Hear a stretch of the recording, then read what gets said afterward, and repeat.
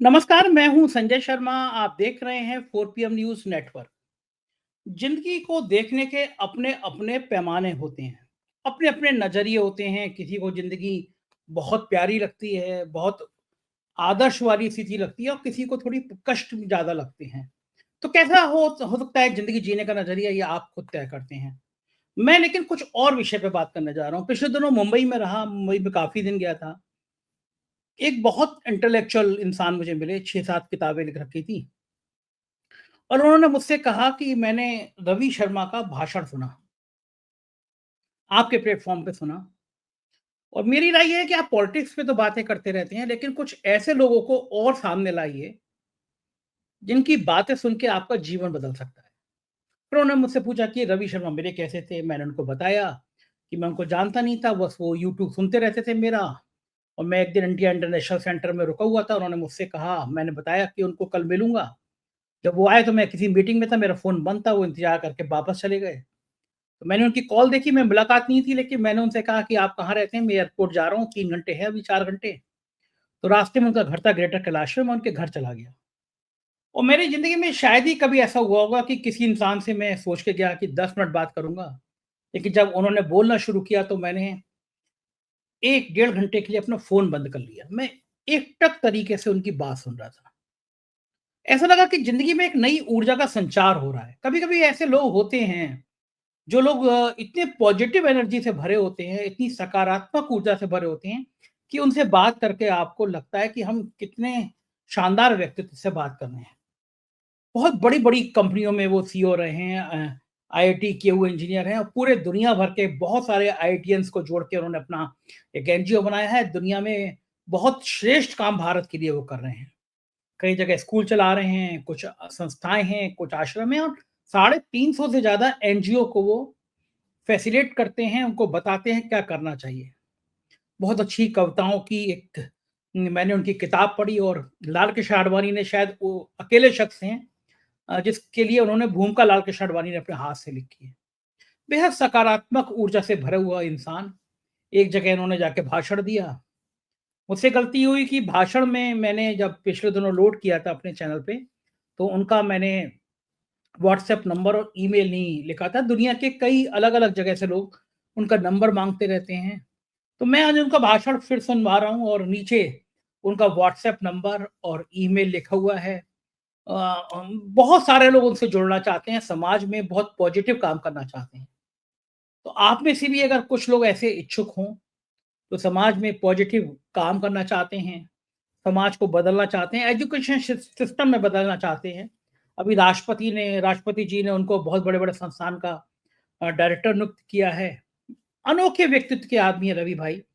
मेरे लिए बिल्कुल बड़े भाई जैसे हैं। मेरे कार्यक्रम में वो सपरिवार आए और बहुत मुझे स्नेह देते रहते हैं।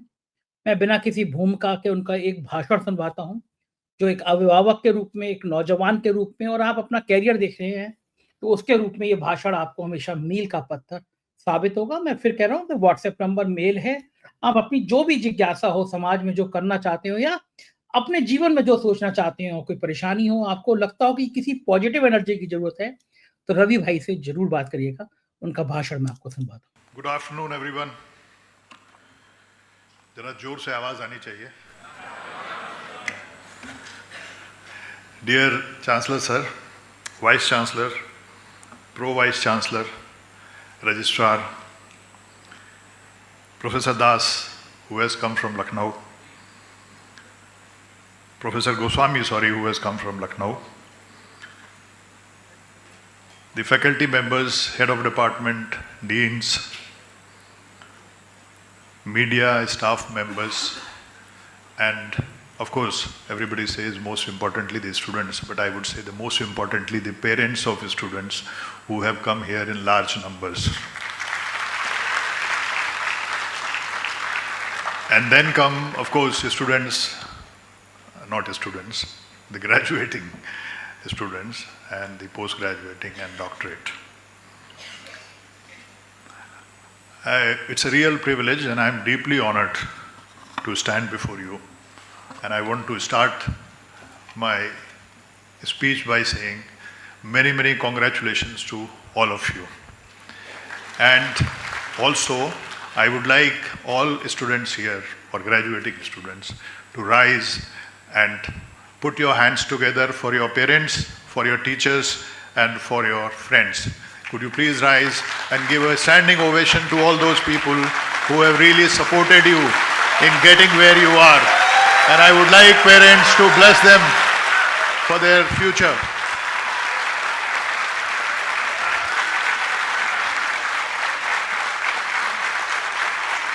Thank you. Now I believe it is the turn of parents and families to rise and give a standing ovation to their children and their families.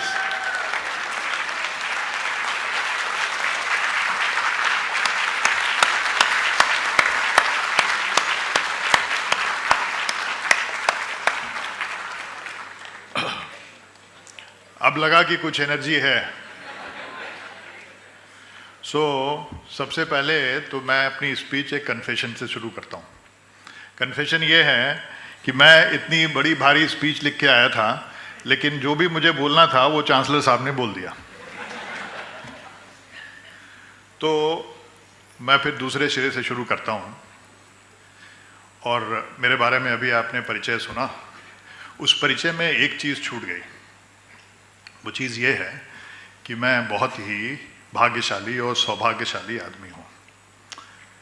ये मेरा सौभाग्य था कि मैं यूपी के एक छोटे से गांव में बहुत गरीब परिवार में जन्म लिया, और मेरा जन्म एक गांव के एक कच्चे घर के उस रूम में हुआ था जहाँ पर पशुओं के लिए भूसा रखा जाता था। ये मेरा सौभाग्य है कि मैंने गरीबी को पास से देखा। ये मेरा सौभाग्य है कि मेरी एजुकेशन शुरू की ऐसी जगह हुई जहाँ पर स्कूल तो था लेकिन क्लासरूम नहीं था, तो मुझे आम के पेड़ के नीचे पढ़ने का मौका मिला।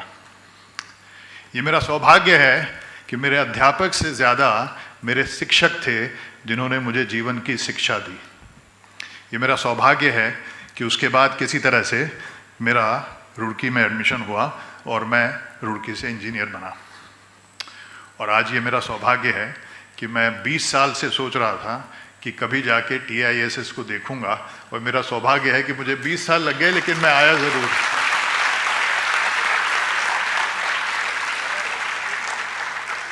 उसके बाद पढ़ाई करने के बाद मेरा सौभाग्य था कि मैं अच्छी कंपनियों में मैंने काम किया और मैं बहुत जल्दी CEO बन गया। और जब तक मैं 50 का आया तो मुझे लगा कि मुझे और सौभाग्य का काम करना चाहिए, क्योंकि अभी तक मेरा सौभाग्य था कि मुझे ज़रूरत से ज़्यादा और भाग्य से ज़्यादा मिल रहा था। तो मुझे लगा कि मुझे इसको भाग्य को, दूसरे के भाग्य को बढ़ाना चाहिए और मुझे समाज के लिए कुछ करना चाहिए। मेरा ऐसा मानना है कि we are all product of our definitions, our exposure and our ability to learn. These are 3 key things in life and all of us are product of that. तो इससे पहले कि मैं आगे चलूँ, पहली चीज़ मैं एक वार्निंग देना चाहता हूँ आपको। जब भी आपको लगे कि मैं आपका ज़्यादा समय ले रहा हूँ तो आप सब खड़े होकर ताली बजा सकते हैं और मैं अपना स्पीच ख़त्म कर दूँगा। तो मैं पहले ये बताता हूँ, मुझे बताया गया कि मैं फिलैंथ्रोपिस्ट बना, तो मैंने जैसा आपकी बताया है कि हमारी लाइफ हमारी डेफिनेशन पर निर्भर करती है और हमारी एबिलिटी टू ग्रास्प देम। आप जितने अवेयर रहेंगे उतना ही आपके जीवन में कुछ ऐसा होगा जो आपके जीवन को परिवर्तित कर देगा। तो मैं अपने जीवन की 2 घटनाएं बताता हूं जिसकी वजह से मैंने 50 साल की उम्र में, जब लोग कहते हैं, मुझे तो नहीं पता, लोग कहते हैं कि मैं अपने करियर के पीक पर था, उस समय मैंने कॉर्पोरेट को छोड़ने का निश्चय लिया। पहली घटना घटी 1984 में, जब मैंने नौकरी शुरू की थी और मुझे पहली तनख्वाह मिली थी 1200 रुपये की। उस दिन मैं बड़ा खुश था। हमने जाकर छोटी सी पार्टी की और उसके बाद मैं अपने एक फ्रेंड्स के यहाँ रात में सोया, और सुबह दिल्ली से जो लोग परिचित हैं वो जानते होंगे कि कनॉट प्लेस से एक बस जाती है साकेत के लिए। तो मैंने वो बस पकड़ी और मैं साकेत के लिए चल पड़ा। सुबह सुबह थी और मेरे ख्याल से थोड़े सर्दियों के दिन आ गए थे। तो सरोजनी नगर के क्रॉसिंग पर बस रुकी और सामने मैंने एक भिखारी को देखा। मुझे उस पर बहुत दया आई और मैंने भी 100 रुपये निकाल कर उसको दे दिए और बात ख़त्म हो गई। इसको फास्ट फॉरवर्ड करते हैं 3 साल। 3 साल बाद मेरे 3 प्रमोशन हो गए क्योंकि मेरे बॉसेस का कहना था कि मैं काम बहुत अच्छा करता हूँ और मेरी सैलरी हो गई 4,000 रुपये। फिर मैंने एक गाड़ी खरीदी, एक कार खरीदी और एक दिन मैं अशोका होटल में एक मीटिंग के लिए गया। वहाँ से लौटते समय ठीक उसी क्रॉसिंग पर मेरी गाड़ी रुकी। उन दिनों में एसी नहीं होते थे तो खिड़कियाँ खुली हुई थी। मैंने फिर से एक भिखारी को देखा और मैंने उसको 100 रुपये दे दिए और मैं चल पड़ा।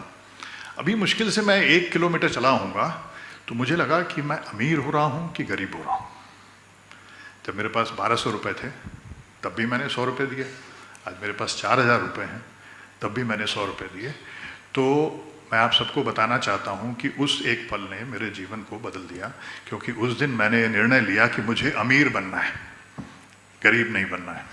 और इसके बाद से जीवन में कुछ भी हुआ, चाहे सैलरी मिलियंस में पहुंच गई, बट मैंने सोचा कि 8.33% से ज़्यादा मुझे बढ़ना है और 25-50% तक जाना है अमीर बनने के लिए। तो इस एक निर्णय ने मेरा जीवन बदल दिया और मुझे प्रेरित किया कि मैं गरीब नहीं, अमीर आदमी बनूं।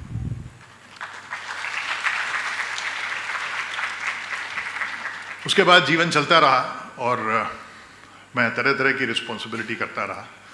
45 के आसपास पहुंचा तो जीवन में ये सोचना शुरू किया कि मैं क्या कर रहा हूँ और क्यों कर रहा हूँ। इसके बहुत सारे आंसर मिले, लेकिन जो जिस्ट है वो मैं आपको बताता हूँ।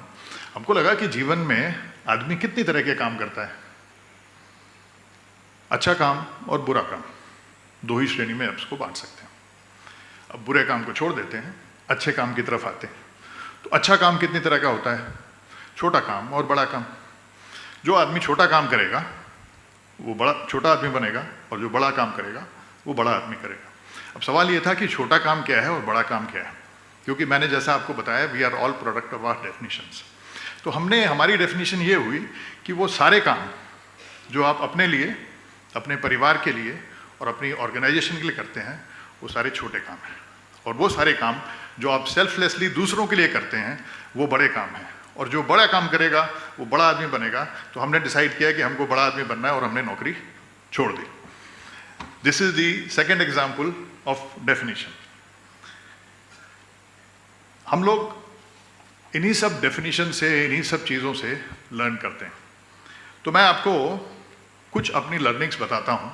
Everybody's life is going to be different from here on, but remember life is not 100-meter race. It's a marathon.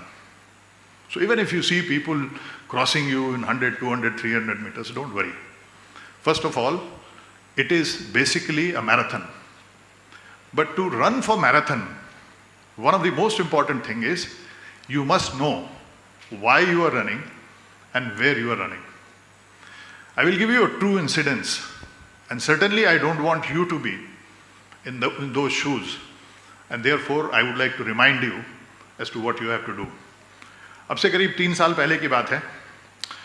Chancellor साहब, ये बड़ा इंटरेस्टिंग है, आपको बड़ा सुन के अच्छा लगेगा और हो सकता है अच्छा ना भी लगे कि ये करीब 2-3 साल पहले की बात है।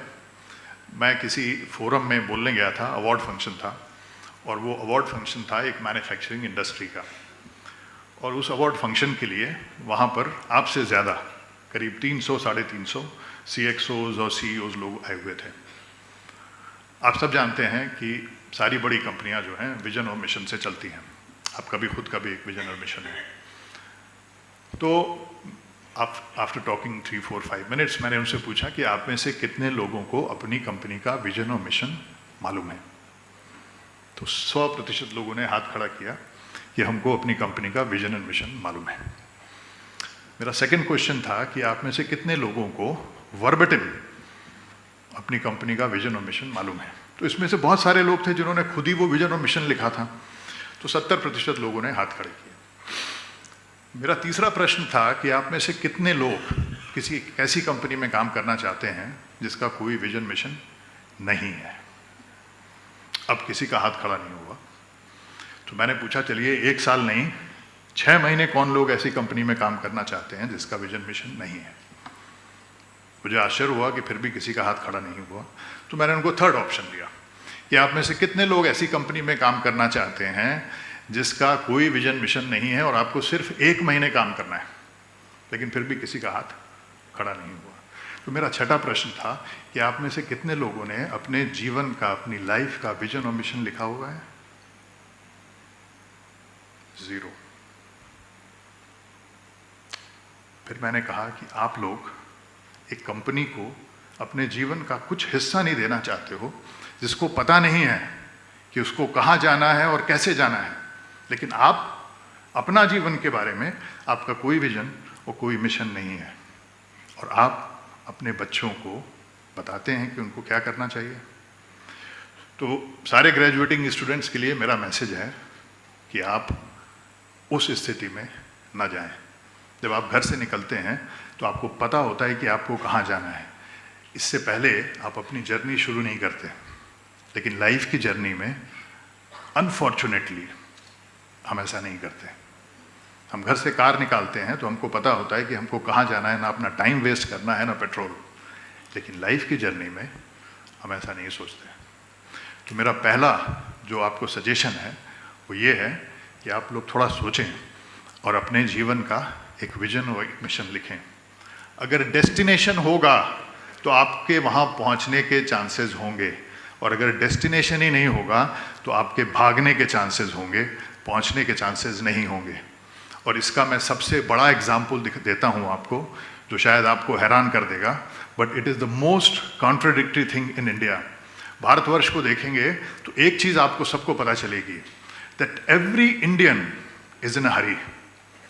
आप एयरपोर्ट पे चले जाइए तो अंदर घुसने के लिए लड़ाई है, फिर बाहर निकलने के लिए लड़ाई है, फिर बस में चढ़ने के लिए लड़ाई है, लाइन में कोई खड़ा नहीं होना चाहता है, सड़क पे कोई लाइन में नहीं चलना चाहता है। तो every Indian is in a hurry, but imagine no one on time.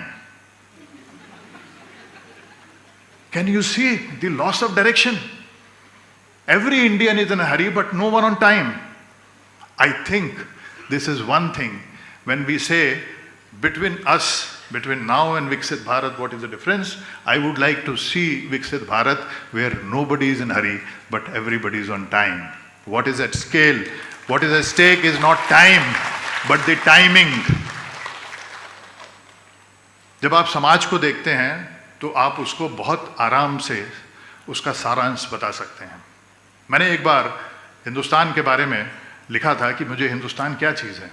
तो हिंदुस्तान को बहुत सालों तक बाहरी लोगों ने शासन किया, रूल किया। तो एक डेफिनेशन उनको लगता है कि उन्होंने बहुत समय खो दिया है और उस समय को उनको कॉम्पनसेट करना है। So I said every Indian wants to make up for the lost time. What is at stake is time. तो इसीलिए कोई भी लाइन होती है तो हम फटाक से लाइन में लग जाते हैं, उसके बाद पूछते हैं लाइन किस चीज़ की है। कहीं भी जगह देखते हैं, पहले घर बना लेते हैं और फिर सोचते हैं कि इसमें बाय द वे इसमें पानी की व्यवस्था भी तो करनी थी, कहीं सड़क भी तो बनानी थी। सड़क पे वो अच्छा आदमी जो आपको सॉफ्टवेयर कंपनी में या बैंक में कहीं दिखेगा टाई लगाकर काम करता हुआ, जब वो सड़क पे निकलेगा तो वो शॉर्टकट मारेगा। लाइफ में हमको अमीर होना है, जल्दी होना है, सबको जल्दी है। What is at stake is time. Now तो हम लोग क्या करते हैं, हमारी सारी लाइफ एक्टिविटी ओरिएंटेड हो गई है। Now look at China. China was not ruled by outsiders, but they were a close country. When they open up in their mentality, they felt they have lost a lot of opportunities. So every Chinese wants to make up for the lost opportunity. What is at stake is opportunity. So they plan well, they do well, and then they capture the opportunity. We capture the time, but we don't know for what. I would suggest that in life, first and foremost, create a life story for you. आप में से कितने लोग movies देखते हैं? सभी देखते होंगे, हाथ नहीं खड़े कर रहे, फिर भी मैं मानता हूं सब देखते होंगे। लेकिन इतना आलस करना भी ठीक नहीं है। तो मूवी कैसे बनती है? मूवी में सबसे पहले आती है एक स्टोरी, उसके बाद आती है स्क्रिप्ट, उसके बाद ऑफ कोर्स आप म्यूजिक डिसाइड करते हैं या डिसाइड करते हैं कि आपके हीरो हीरोइन कौन होने वाले हैं, और इस तरह से मूवी बनती है। और फिर आप मूवी का क्लाइमैक्स डिसाइड करते हैं। लाइफ की मूवी भी ऐसी है, सिर्फ फर्क यह है कि हम अपनी स्टोरी लिखते नहीं हैं। मेरी गारंटी है कि अगर आप लाइफ की स्टोरी लिखेंगे और उसको फॉलो करेंगे तो आप वहीं पहुंचेंगे क्लाइमेक्स में जहां आप पहुंचना चाहते हैं, अन्यथा क्लाइमेक्स आपको कहीं भी ले जा सकती है। I have a philosophy, and that became one of my learning in my school, that whatever you try, you may succeed or fail, but whatever you decide will happen. And if it is not happening, then you can be sure you have not decided. And how to get around this, to know whether you have decided or not, is that when your mind stops wavering, it is focused on one point, then you should know that you have decided. And therefore you would see that seldom people always try to go for a morning walk, and you know that how many people sustain. But seldom people miss the flight. And in the whole of my life of more than 60 years, I have never ever seen anybody missing his surgery, because he has decided to be there. So whatever you decide will happen. The question is, what do you decide? And for that it is mandatory that you should have a vision and mission of your life, a destination. आज के दिन startup का किसको सबको पता होगा startup कैसे होते हैं। तो स्टार्टअप करने के लिए क्या होता है, पहले आप एक विजन एंड मिशन लिखते हो, तब आपको फंडिंग मिलती है। तो ऐसे ही लाइफ है, आप अपना ही विजन मिशन नहीं लिखोगे तो जिसको मन होगा वो फंडिंग देगा, और कभी कभी ऐसा होगा कि आपको फंडिंग नहीं मिलेगी, फिर आपका स्टार्टअप छोटा स्टार्टअप रह जाएगा, फिर आप बोलेंगे अरे मेरे साथ तो वो हुआ नहीं जो मैं चाहता था। सवाल ये है कि आपके साथ वो नहीं होगा जो आप चाहते हैं, आपके साथ वो होगा जो आप निर्णय करते हैं, और इन दोनों में बहुत भारी डिफरेंस है। जब मैं छोटा था तो 2-3 चीज़ें हुई जिससे मेरा पूरा कॉन्फिडेंस हो गया कि जो आप डिसाइड करेंगे वो होगा। हमारे मोहल्ले में एक हमारे पिताजी कहीं पहुँचे ट्रांसफ़र होके, तो मोहल्ले में एक व्यक्ति बच्चा जो था वो बैडमिंटन खेल रहा था, और उसने हमसे पूछा खेलोगे। अब हमको तो आता नहीं था, तो हमने बोला हाँ बिल्कुल खेलेंगे। अब हमने खेलना शुरू किया, 1 मिनट के बाद उसको पता चल गया कि इसको खेलना नहीं आता है। तो उसने हमसे बोला यार तुम क्या खेल रहे हो, तुमको तो रूल भी नहीं मालूम है। उसने कहा तो सच था, लेकिन हमारे दिल पे ये बात लग गई, तो हमको लगा कि नहीं हमको इसको बदलना है। उसके बाद हमारे पास 2 चॉइसेस थी, या तो हम खेल खेल के सीखते या हम ऑब्जर्व करके सीख लेते। तो हमने दोनों चीज़ें की, और हमें बड़ा आश्चर्य हुआ कि जब हमने डिसाइड कर लिया था तो 6 महीने के अंदर हम उसके साथ खेलते थे। 1 साल के बाद मैं डिस्ट्रिक्ट टीम का कैप्टन था और वो मुझे मेरे साथ मेंबर था, और उसके बाद मैं रीजनल टीम का प्लेयर था और वो मेरे साथ मेंबर था। उसके बाद मैं स्टेट टीम में था और वो मेरे साथ नहीं था। लेकिन ये क्यों हुआ, क्योंकि ये मैंने डिसाइड कर लिया था। उसके बाद एक और घटना हुई, जब मैंने डिसाइड कर लिया तो अचानक क्या हुआ, मैं बैडमिंटन बहुत अच्छा खेलने लगा, और मैं इतना अच्छा खेलने लगा कि मुझे भी लगने लगा कि मुझे इंडिया की टीम में आना है। तो मैं 5 से 6 घंटे सुबह और इतना ही समय समझ लीजिए शाम को मैं इसी में लगा रहता था, और मुझे लगा कि मुझे ये करना ही करना है। लखनऊ में खेलता था KD सिंह बाबू स्टेडियम में। जब ये सब हो रहा था तो मेरे पिताजी कहते थे इंजीनियरिंग कर लो, मैं कहता था नहीं अब तो मुझे प्लेयर ही बनना है। तो एक दिन मैं वहाँ से बाहर निकला और मैंने देखा कि जो उस समय का नेशनल नंबर 2 नंबर 3 था वो एक लंबरेटा स्कूटर पे आ रहा है। लंबरेटा स्कूटर आप लोगों ने देखा भी नहीं होगा, बट जब आप कभी जाएंगे नेट पे तो देखिएगा। तो मुझे लगा कि कुछ सालों के बाद मैं यही हूँ। तो फिर मुझे लगा कि क्या मुझे ये बनना है, तो मैंने डिसाइड किया ये मुझे नहीं बनना है। तो हमने फटाफट अप्लाई किया, सारे कंपटीशन हो चुके थे, हमको एडमिशन मिला कश्मीर में हमारे मार्क्स के बेसिस पर, क्योंकि हमारे फादर को लगता था कि हम फेल हो जाएंगे। हम दिन भर खेलते रहते थे, बैडमिंटन की टीम में थे, क्रिकेट की टीम में थे, और हमको लगता था कि खेलना और पढ़ना तो दोनों अलग अलग चीज़ है, ये इसमें कन्फ्यूजन क्यों होता है। ऐसा तो नहीं है कि मैं भाई बनूंगा तो अच्छा बेटा नहीं बन सकता, ये तो कोई कन्फ्यूजन नहीं है, बट उनको लगता था। तो खैर हुआ ये कि वो उनको आश्चर्य हुआ जब हमने मोर लेस डिस्ट्रिक्ट टॉप कर दिया, तो इसलिए वो कहते थे कि तुम पढ़ो, और मुझे लगता था कि मुझे खेलना है। तो हम लोग उन्होंने कहा कि मैं तुमको छोड़ने जाता हूँ, और हम एक शालदा ट्रेन चलती है लखनऊ से जम्मू के लिए, उसके अंदर बैठ गए। मेरे फादर रुड़की के ग्रेजुएट थे, जो मेरे पैदा होने के बाद बने बाय द वे। तो अब वो गाड़ी चल पड़ी। उन दिनों में लोग बिस्तरा वगैरह लेके चढ़ते थे, तो जो बगल के पैसेंजर थे उनसे हमारे पिताजी की बात होने लगी और वो काफ़ी लोग मग्न हो गए। 4 बजे या 5 बजे रुड़की का स्टेशन आता है, और रुड़की का स्टेशन जैसे ही अप्रोच होने लगा तब उन्होंने पिताजी से एक क्वेश्चन पूछा कि अरे मैं इतनी देर से आपसे बात कर रहा हूँ, ये तो जम्मू की ट्रेन है, आप असल में कहाँ जा रहे हैं? तो उन्होंने बोला कि मैं अपने बेटे को कश्मीर में श्रीनगर में एडमिशन दिलाने जा रहा हूँ। तो उन्होंने कहा, तभी वो ट्रेन वहाँ रुक गई और लोग समोसा वगैरह बेचने लगे। तो समोसे की आवाज़ में जो मैंने सुना, उन्होंने कहा कि जो अच्छे बच्चे होते हैं ना, वो तो रुड़की में आ जाते हैं, वरना तो बाकी अपने माँ बाप को तंग करते हैं। अब ये बात हमारे दिमाग में घुस गई और उस दिन हमने डिसाइड किया कि हमको रुड़की में पढ़ना है। तो वहाँ से 2-3 महीने के बाद हमने चेंज किया, हम जयपुर आए। अगले साल हमने एग्ज़ाम दिया और हम रुड़की में सेलेक्ट हो गए। बट मैं आपको सिर्फ को ये बताना चाहता हूँ कि ये सब इसलिए हुआ, इसलिए नहीं कि उन्होंने मुझे क्रिटिसाइज़ किया, इसलिए हुआ कि मैंने डिसीजन लिया, मैंने निर्णय लिया और मैं वहीं पहुँचा जहाँ पर निर्णय लिया था। आप सोचिए, मैं तो 20 साल पहले यहाँ आना चाहता था, मुझे तो पता ही नहीं था कि ये मैंने निर्णय ले लिया है कि आज हम पहुँच गए यहाँ पर।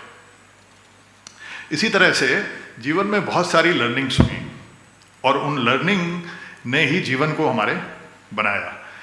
आपको एक चीज़ मैं थोड़ा बताना चाहता हूँ कि जीवन में किसी भी चीज़ को आप जान सकते हैं, समझ सकते हैं और सीख सकते हैं। जानना वो होता है जो आप किताबों में पढ़ते हैं या व्हाट्सएप पे रिसीव करते हैं।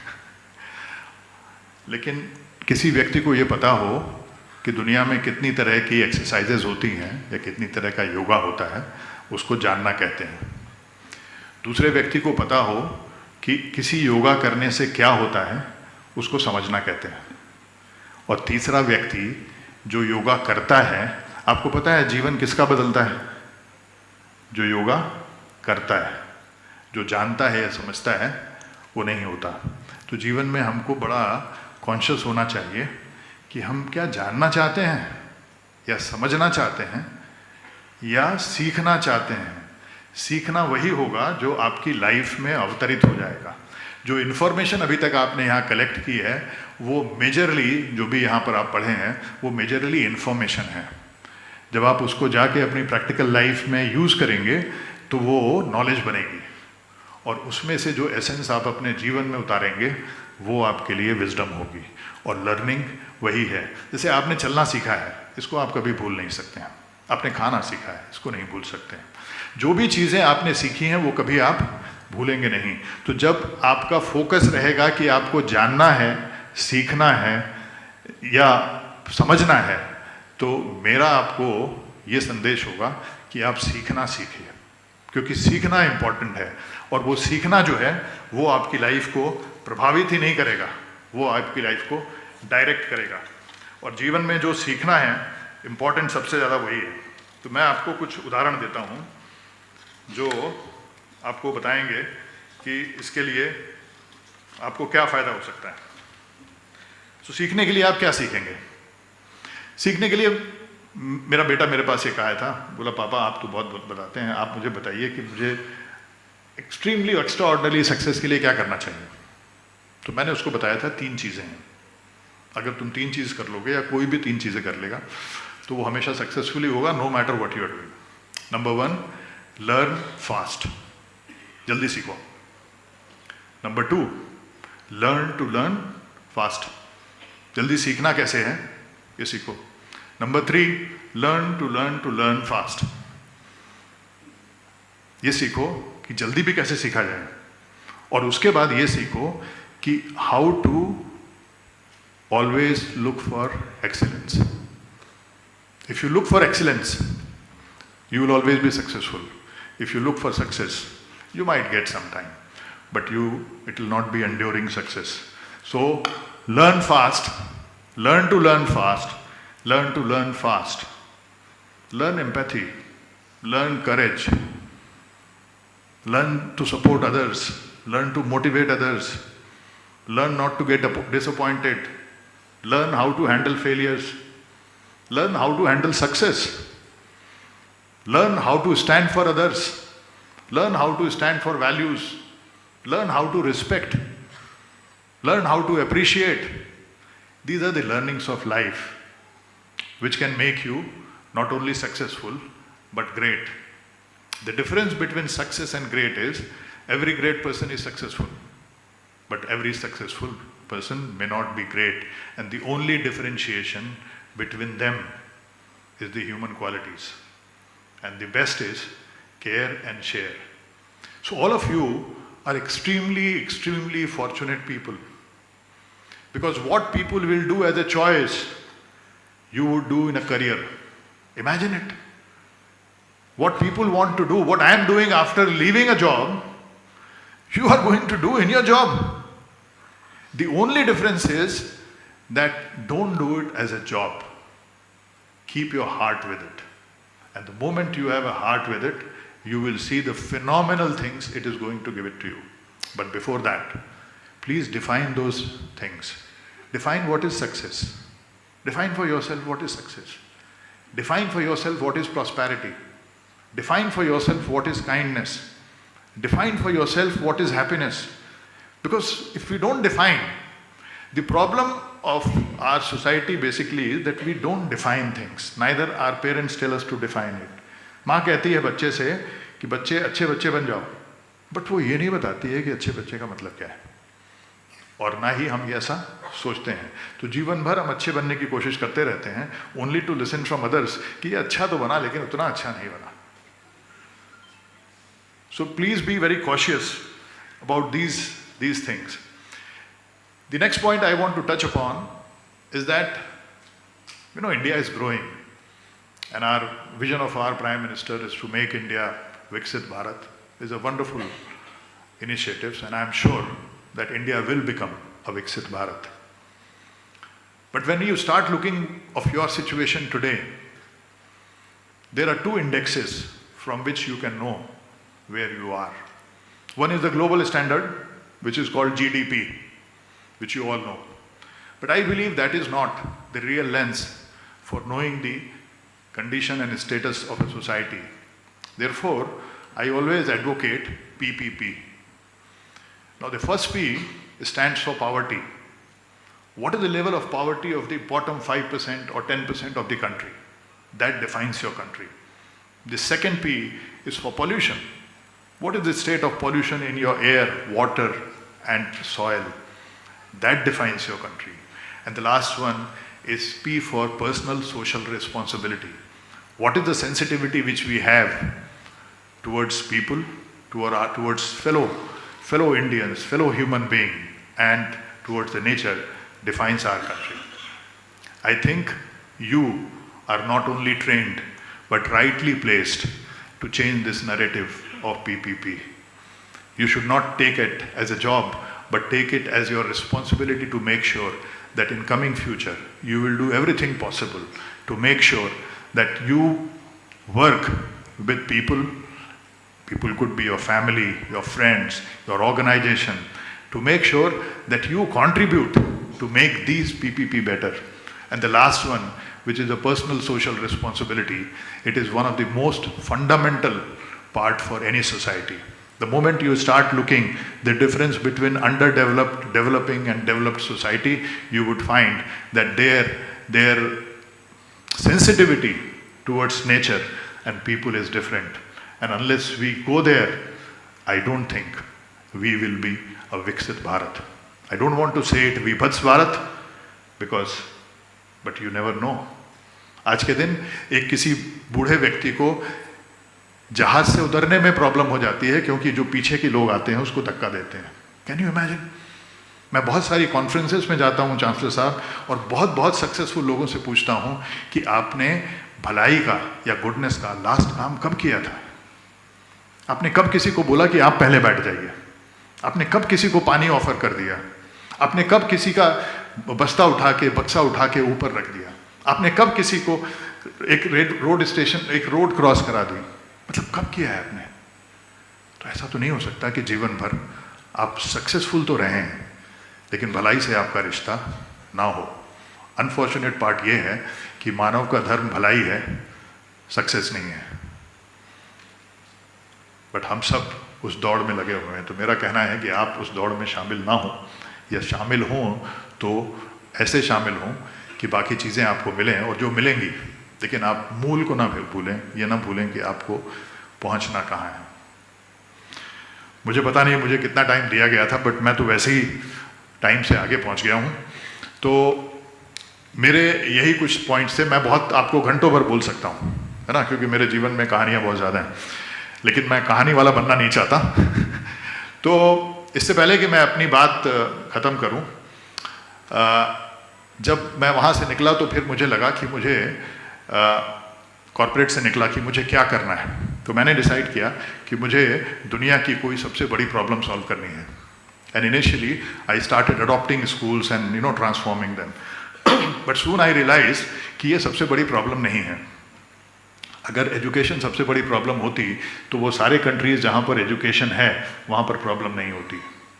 So then I deciphered for myself that the biggest problem of the world is that we all want goodness around us to be happy, but we have created a world where we only appreciate success. And people do what they get appreciated for. Therefore, 99% people work for success. And with the result, with the lack of appreciation, the goodness is shrinking in this world. मैं जब रुड़की जाता था तो मेरी माँ मुझे बोलती थी कि बेटा जाते ही चिट्ठी लिखना। ओवरनाइट ट्रेन से आने के बाद 1-2 दिन तो मैं दोस्तों के साथ खो जाता था, फिर चिट्ठी लिखता था। 4 दिन के बाद, 5 दिन के बाद उसको पता चलता था कि उसका बेटा ठीक से पहुंच गया। But during this time was she worried? Absolutely not, because she knew that the society is there and goodness is there and somebody will take care. Fast forward 40 years, आज के दिन आपका भाई, आपकी बहन, आपकी माँ, आपके पिताजी, आपका बेटा, ये जब एयरपोर्ट या घर से निकलते हैं, सपोज एयरपोर्ट ही जा रहे हैं, तो आप कितनी बार फ़ोन करते हैं? क्यों? Because goodness is not assured. तो biggest casualty which has happened in our country, that goodness is shrinking. So I decided to take care of this part and I decided to dedicate my life for spreading goodness. We decided how to do it. So if you want to save the environment, you have to make sure that the bigger trees are not cut and the small ones don't die. So I decided to safeguard the small plants of goodness. We started looking for people who are working selflessly for society, and then we started supporting them with emotional, moral, financial and intellectual support, and over a period of time grow them into NGOs. So like that, so that the goodness survives. And today we are very satisfied that we have created about 70 NGOs across India, and our reach is about 1 crore people. So मैं 4 लाइनें आपको बोलना चाहता हूँ, which became the mantra, because you know that I write little bit of poetry. So 4 लाइनें मैंने लिखी हैं, which became the mantra and the founding stone for Chetna Foundation, Mission Chetna. Maybe you will remember that and it may inspire you. गर चाहो तो तुम भी कुछ कर जाओ, गर चाहो तो तुम भी कुछ कर जाओ, या फिर औरों की तरह यूं ही गुजर जाओ।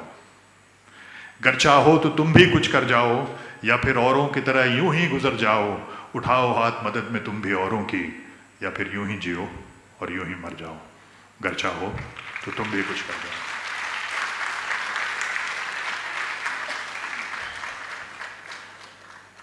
आपको पता नहीं है कि मैं आज अपने आप को कितना भाग्यशाली महसूस कर रहा हूँ कि ना ही सिर्फ मैं यहाँ आके देख सका, बट कन्वोकेशन में आके आप सबसे मैं बात कर सका।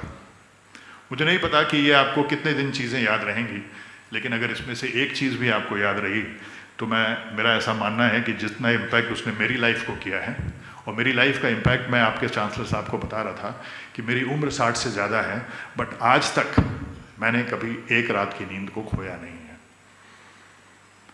मेरी उम्र 60 साल से ज़्यादा है, लेकिन आज तक शायद ही किसी ने मुझे ऐसा नहीं देखा होगा कि मैं खुश नहीं हूँ।